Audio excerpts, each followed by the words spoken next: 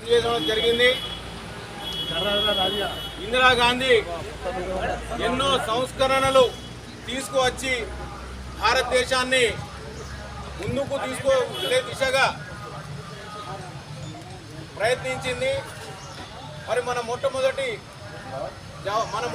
ప్రధానమంత్రి పండిట్ జవహర్లాల్ నెహ్రూ గారి కుమార్తె జవహర్లాల్ నెహ్రూ గారు స్వతంత్ర ఉద్యమంలో జైలుకి వెళ్ళినప్పుడు జైలు 4 గది గోడల మధ్య నుండి దేశ భవిష్యత్తు గురించి, దేశ అభివృద్ధి గురించి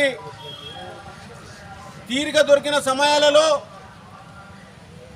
ఉత్తరాలు రాయడం, ఇందిరా ప్రియదర్శిని గారికి తన కూతురైనటువంటి ముద్దుల కూతురికి ఉత్తరాలు రాయడం జరుగుతూ ఉండే.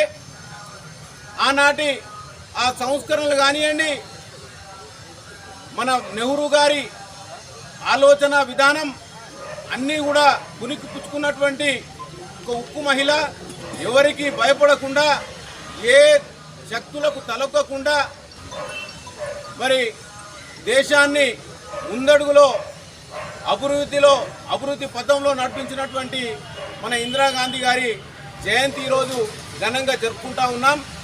ఆ రోజు ఇందిరాగాంధీ గరీబీ హటావో అని చెప్పి మరి పేదల సంక్షేమం కోసం, దళితులకు కానీ, బడుగు